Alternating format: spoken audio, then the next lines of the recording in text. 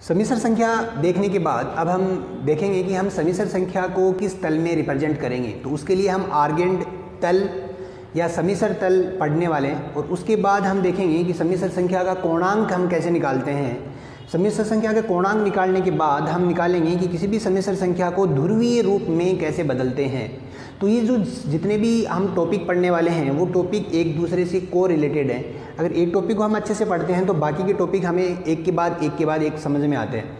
तो अब तक अगर आप ये पढ़ने से पहले अगर आप ये डायरेक्ट पढ़ने जा रहे हैं तो मैं आपसे रिक्वेस्ट करता हूँ कि जो सबसे स्टार्टिंग के जो वीडियोज़ हैं, जो इसका बेसिक है, वो सारी वीडियोज़ आप देखें। उसके बाद अगर आप इस वीडियो को देखेंगे तो आपको बहुत अच्छे से समझ में आने वाला है। तो सबसे पहले आज हम देखेंगे कि किसी भी समिश्र संख्या को ज्यामितीय रूप से हम उसको कैसे निरूपित करते हैं। तो ज्यामितीय रूप से निरूपित करने से पहले मैं आपका ध्यान लेके जाना चाहूँगा आपकी 10th क्लास में, जहाँ पे आपने कार्तीय निर्देशांक के बारे में पढ़ा था। आपने देखा था कि कार्तीय निर्देशांक यानी कार्तीय तल में किसी भी बिंदु को दर्शाने के लिए, मान लो कोई बिंदु है एक्स वाई, उसको दर्शाने के लिए आपके पास क्या था, आपके पास एक्स एक्सिस था और वाई एक्सिस, ये दो रेखाएं थी वाई डैश। तो इस केस में अगर आप किसी भी बिंदु को जब आप दर्शाते थे तो जैसे इस बिंदु से, ये आपका मूल बिंदु है, मूल बिंदु से जब मैं एक्स डिस्टेंस चला फिर मैं वाई डिस्टेंस चलता था तो ये बिंदु एक्स वाई दर्शाते थे अपन। तो ये डिस्टेंस आपकी एक्स थी और ये डिस्टेंस आपके पास वाई थी और इस बिंदु P की ये इससे मूल बिंदु से दूरी थी। तो ये सब हमने कार्तीय तल में हमने देखा है। तो कार्तीय तल और आर्गेंड तल या समिश्र तल कार्तीय तल के समान ही है। तो आप हम यहाँ पे हम डिस्कस करें तो जो समिश्र तल है या जो आर्गेंड तल है आपके पास, आर्गेंड जो तल है आपका वो कार्तीय तल के समान ही है, कार्तीय तल के समान है। तो इसका मीनिंग क्या है यहाँ पे, ये कार्तीय तल के समान है, इसका क्या मतलब है। तो देखेंगे z = x + i/y, ये तो कोई समिश्र संख्या है तो जिसमें ये इसका x वास्तविक भाग है, y काल्पनिक भाग है। तो इसको हम एक बिंदु रूप में दर्शाते हैं इस तरीके से। तो इसमें भी हम जो x एक्सिस लेते हैं वो इस तरीके से लेंगे, जो ये x और ये x डैश है आपके पास, ये y है और ये y डैश है। x पे हम x का मान लेंगे तो x का मान हमने जैसे x चले फिर y अगर चलते हैं तो ये मान जो हो गया आपके पास x y मान हो गया आपके पास। तो उस केस में देखें तो x एक्सिस पे हम सारे वास्तविक मान लेते हैं, इसलिए आपकी वास्तविक एक्सिस हो गई। तो इसको बोलेंगे हम वास्तविक x एक्सिस। तो ये वास्तविक एक्सिस है आपके पास। तो जिस रेखा पर हम वास्तविक मान लेने वाले हैं उसको हम बोलेंगे वास्तविक एक्सिस। और जिस पे हम काल्पनिक मान, तो देखिए y जो है हमारे पास इस केस में काल्पनिक मान है तो हम इसको काल्पनिक एक्सिस बोलेंगे। तो हमने यहाँ से देखा कि हमारे पास काल्पनिक एक्सिस है और आपके पास वास्तविक एक्सिस है। तो इसी प्लेन को, इस समिश्र संख्या को यहाँ पे हमने बिंदु रूप में दर्शाया। तो ये जो निरूपण है इसका ज्यामितीय निरूपण है, इसी को ही हम आर्गेंड निरूपण भी कहते हैं। तो किसी भी समिश्र संख्या को, इस तल को हम आर्गेंड तल कहते हैं और इस समिश्र संख्या को आर्गेंड तल में दर्शाना आर्गेंड निरूपण है आपका, या समिश्र तल है। ये समिश्र संख्या को इसमें ज्यामितीय रूप में इस तरीके से हम दिखाते हैं। जब आप इसमें इस तरीके से अगर हमने इसको रिप्रेजेंट किया तो आपने देखा कि ये बिंदु P था आपके पास, जहाँ पे आपने ये x y आपने बिंदु लिया। तो बिंदु लेने के बाद अब हम बेसिक अगर चीज़ों को देखें तो आपने देखा कि सर ये वास्तविक x एक्सिस थी, ये रियल एक्सिस यानी आपके पास काल्पनिक x एक्सिस थी और किसी भी बिंदु हमने यहाँ पे दर्शाया वो x y था। तो ये पार्ट अगर आपके पास x था और ये अगर y है तो आप यहाँ से देख सकते हैं कि ये इस पर लंब है। तो हम इसमें बोधायन प्रमेय अगर लगाएं तो ये निकल के आएगा आपका √x² + y² निकल के आएगा। तो आपने देखा कि OP जो है आपके पास, OP जो डिस्टेंस आपके पास निकल के आई है, तो OP जो निकल के आया है वो आपके पास √x² + y² आया है। तो इसके साथ जैसे हम आर्गेंड तल को पढ़ेंगे तो आर्गेंड तल के साथ कुछ चीज़ें हम जो हमने पहले पढ़ी हैं उनको भी यहाँ पे जोड़ने की कोशिश करेंगे। हमने पढ़ा था किसी भी समिश्र संख्या का मापांक, और जब हमारे पास z = x + i/y अगर कोई समिश्र संख्या है तो उसको मापांक को हम इस तरीके से लिखते थे। ये हमने लिखा था कि सर x² + y²। और आप देखेंगे ये और ये आपका सेम है, ये आपका सेम है।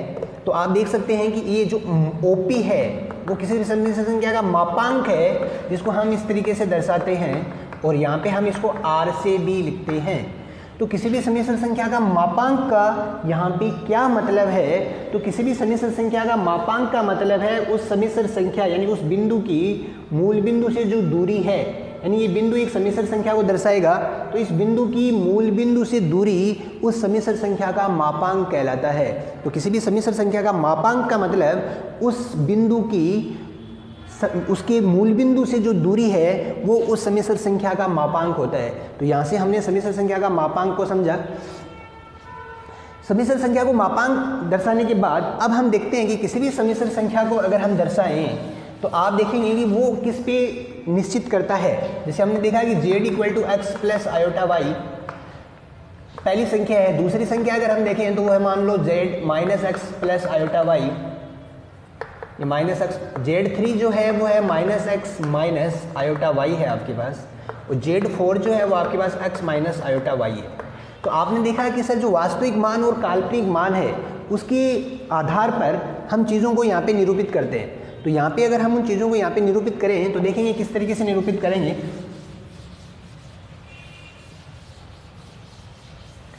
तो आर्गेंट तल को अगर हम समझें तो आपने देखा कि सर ये हमारे पास एक आर्गेंट तल है, ये आपकी रियल एक्सिस है, ये रियल एक्सिस है आपके पास, ये इमेजिनरी एक्सिस है हमारे पास।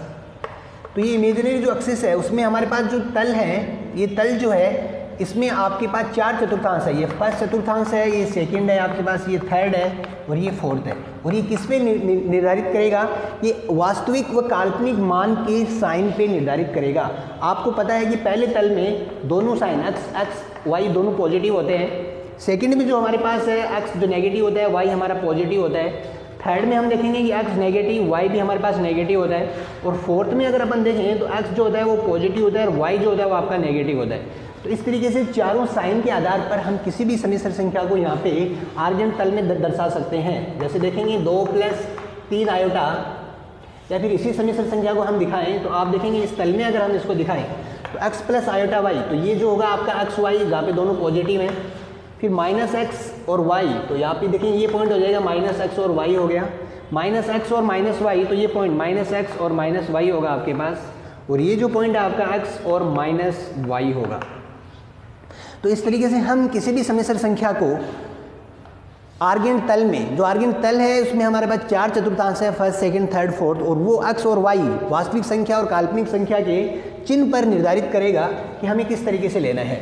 अब आप देखें तो इन दो समिश्र संख्याओं को अगर हम यहाँ से ध्यान से देखें तो आप देखेंगे कि ये जो एक समिश्र संख्या हमारे पास निकल के आती है, तो ये एक समिश्र संख्या जो हमने यहाँ पे दर्शाया जिसके निर्देशांक x और माइनस वाई, यानी ये वास्तविक भाग ये काल्पनिक भाग है। तो ये समिश्र ये भी जो बिंदु है वो z4 x minus iota Y दिखाता है। आप देखेंगे कि z1 जो है वो एक समिश्र संख्या है, तो z4 x minus iota Y हमने पढ़ा था किसी भी समिश्र संख्या का संयुग्मी समिश्र संख्या, और संयुग्मी समिश्र संख्या में हम जैसे z1 का संयुग्मी निकालेंगे तो z1 बार x माइनस आयोटा वाई होता है। तो आप देखेंगे कि इस केस में अगर ये जो है वो x माइनस आयोटा वाई है तो इस समिश्र संख्या का ये जो है वो मिरर इमेज है। आप देखेंगे अगर हम यहाँ पे एक मिरर पुट करेंगे तो ये हमारे को इस तरीके से मिलेगा। तो आप देखेंगे कि ये इसका दर्पण प्रतिबिंब यहाँ से निकल के आता है। तो आपको सबसे इम्पोर्टेंट जो संयुग्मी समिश्र संख्या होती है, तो संयुग्मी समिश्र संख्या किसी भी समिश्र संख्या का दर्पण प्रतिबिंब होता है। तो हमने जो दो इम्पोर्टेंट टॉपिक हमने यहाँ से डिस्कस किया, सबसे पहले हमने कार्तीय तल देखा, हमने आर्गेंट तल देखा यानी समिश्र तल को डिस्कस किया।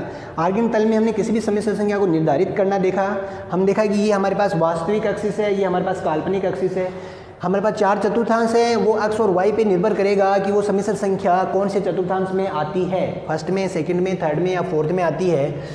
इसके बाद जो सबसे इम्पोर्टेंट हमने देखा कि किसी भी समिश्र संख्या का मापांक का मतलब होता है कि उस बिंदु की मूल बिंदु से जो दूरी है वो समिश्र संख्या का मापांक कहलाता है। इसी के साथ संयुग्मी समिश्र संख्या का मतलब होता है कि वो जो समिश्र संख्या है उसका दर्पण प्रतिबिंब ही हमारे पास संयुग्मी समिश्र संख्या है।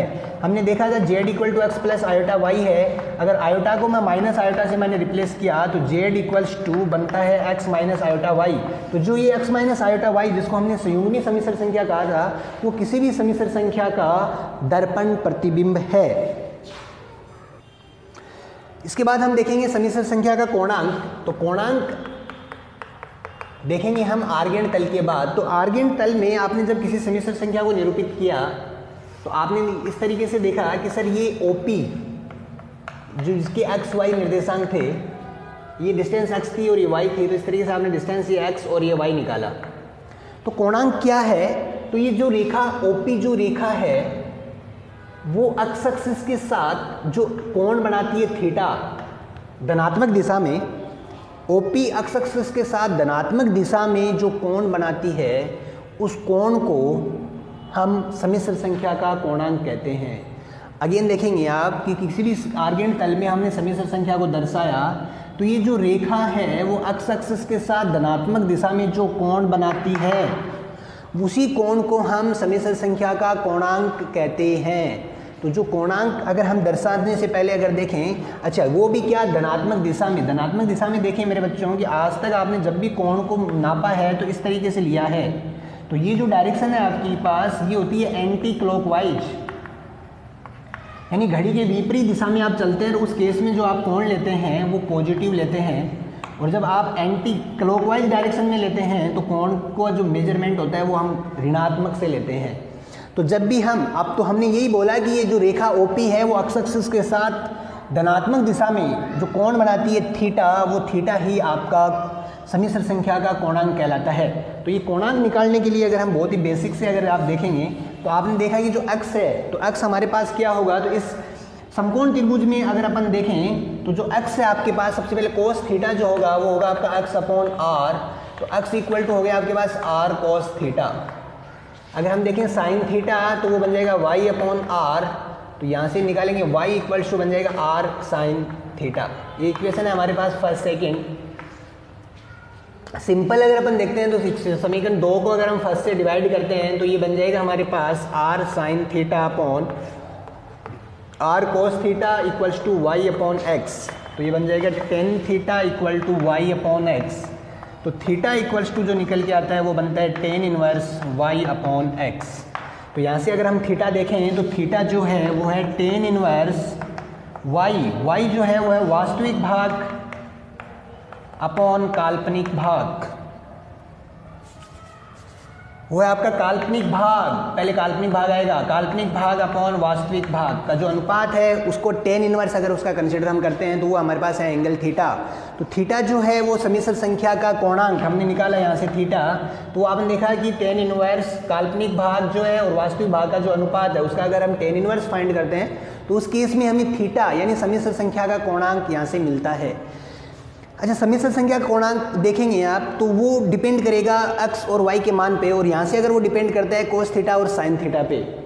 देखिए आप बेसिक, अगर मैं बहुत ही बेसिक से आपको अगर अगेन समझा देता हूँ कि यहाँ पे हमने पहले भी डिसाइड किया था कि जो सम्मिश्र संख्या है हमारे पास वो सम्मिश्र संख्या कौन से तल में स्थित है उसके आधार पर हम यहाँ पे कोणांक का मान भी हमारा उसी पर निर्भर करेगा। तो यहाँ से देखें तो देखिए एक्स और वाई जो है वो मान कोस थीटा और साइन थीटा पे भी निर्भर करता है।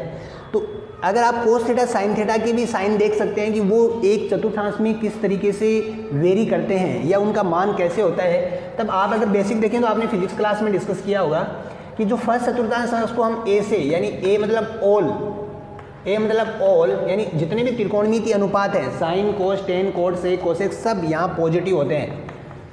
इसके बाद एस, यहाँ पे एस आया, एस का मतलब होता है साइन और कोसेक, साइन और उसका रेसिप्रोकल यानी कोसेक थीटा, ये दो पॉजिटिव, रिमेनिंग जितने भी होते हैं सब नेगेटिव होते हैं।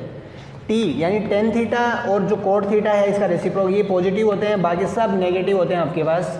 और यहाँ पे कोस और उसका रेसिप्रोकल यानी सेक ये पॉजिटिव होते हैं, बाकी सब नेगेटिव होते हैं आपके पास। तो इस तरीके से हमारे पास ये एक फॉर्मूला बनता है यहाँ पे ASTC, जो कोर्स बनता है आपका ASTC एक कोर्स होता है उस पर ए पुट किया आपने तो बन गया ASTC। या फिर इसको देख सकते हैं कि add sugar in tea coffee, ये भी आप देख सकते हैं कि add sugar in tea coffee ASTC, ये भी आप देख सकते हैं। इसके बाद भी और देख सकते हैं कि after school to cinema, after school to cinema, इससे भी आप इसको याद रख सकते हैं। या फिर ऐसे भी याद रख सकते हैं एप्पल स्मॉल तुम कूल और आप कूल हो भाई, तुम कूल, तो एप्पल स्मॉल तुम कूल, आप इस तरीके से भी इसको याद रख सकते हो। तो ASTC एक कोर्स बन गया, या after school to cinema, add sugar tea coffee, या आप एप्पल स्मॉल तुम कूल, इस तरीके से आप इसको याद रख सकते हो। तो कहने का मतलब है यहाँ पे है कि हमारे पास यहाँ पे ये जो वेरी करता है, लेकिन इसकी तुम्हें ज़्यादा ज़रूरत यहाँ पे नहीं पड़ने वाली है। ये सब हम बहुत ही वाइडली अपने ट्रिग्नोमेट्रिक चैप्टर में देखेंगे जहाँ पे हमें इसकी ज़रूरत पड़ेगी। हम यहाँ पे एक्स और वाई के बेस पे भी ये डिसाइड कर लेंगे कि हमारा जो कॉम्प्लेक्स नंबर है वो कौन से तल में स्थित है, वो क्या वो प्रथम चतुर्थांश में है या द्वितीय में है या तृतीय में है या चौथे चतुर्थांश में है, वो हम एक्स वाई के मान के आधार पर भी देख सकते हैं। तो आपने देखा कि समिश्र संख्या का जो कोणांक निकल के आया था, तो कोणांक जो था आपके पास, तो कोणांक को हम देखो argument A R G Z ऐसे भी लिखते हैं। तो कोणांक को जो थीटा का मान होगा आपके पास, वो आपके पास निकल के आया कि sir tan inverse y upon x, यानी काल्पनिक भाग अपॉन वास्तविक भाग का टेन इनवर्स लिया तो वो थीटा था। तो थीटा क्या था कि इस रेखा के मतलब जो बिंदु है वो समिश्र संख्या को दर्शाएगा, उस बिंदु को हमने इससे मूल बिंदु से अगर जोड़ते हैं तो ये जो रेखा है ये एक्स एक्सिस के साथ धनात्मक दिशा में जितने कोण के साथ झुकी हुई है वो उसका समिश्र संख्या का कोणांक कहलाता है। और ये समिश्र संख्या का कोणांक जो है, समिश्र संख्या का जो कोणांक का जो मान है वो डिपेंड करेगा कि आप कौन से चतुर्थांश में स्थित हैं। तो देखो अगर बहुत ही सिंपल अगर हम डिस्कस करें तो आपने देखा कि यहाँ से हमने डिस्कस किया था कि ये एंगल हमारे पास थीटा था। तो थीटा को अगर आपने यहाँ से दर्शाया, एक समिश्र संख्या थी एक्स वाई, तो थीटा जो है वो 2 पाई प्लस थीटा पे अगेन मान वही सेम रहेगा, 4 पाई प्लस थीटा पे भी मान, 6 पाई प्लस थीटा पे भी वही मान रहेगा। तो एक यूनिक मान कंसिडर करने के लिए हम देखेंगे कि ये जो थीटा है आपका वो ग्रेटर देन माइनस पाई और लेस देन इक्वल टू पाई, इस अंतराल में हमें रखना है। इसका मतलब है कि माइनस पाई को हम कंसिडर नहीं कर रहे हैं लेकिन पाई को हम कंसिडर कर रहे हैं। इस अंतराल, ये भी इसका अंतराल को दर्शाते हैं। ये अंतराल को ऐसा क्या किस तरीके से दर्शाया, ये हम हमारा पहला जो चैप्टर है समुच्चय उसमें डिस्कस करेंगे। बहुत ही आसान चीज़ है, वहाँ पे आपको एक बार में समझ में आ जाएगा। तो इसका मतलब है कि माइनस पाई, इसमें माइनस पाई कंसीडर नहीं है लेकिन पाई का मान कंसीडर है। इसका मतलब क्या है, देखेंगे कि ये 0 और ये है माइनस पाई और ये आपके पास है प्लस पाई। तो माइनस पाई ये वैल्यू कंसीडर नहीं है, हम माइनस 179 तक ले सकते हैं, 179.5 तक भी ले सकते हैं, लेकिन माइनस पाई नहीं लेंगे। और यहाँ से लेके यहाँ तक 180 यानी 121, 360 और 180 तक, ये सारी वैल्यू इसके बीच में, यानी इसी के बीच में ही हमें कोणांक का मान निकालना होता है। इसलिए हमारे पास समिश्र संख्या का जो कोणांक है वो मुख्य कोणांक कहलाता है। तो हमेशा हम जब कोणांक निकालते हैं तो किसी भी समिश्र संख्या का मुख्य कोणांक यहाँ पे हम निकालते हैं।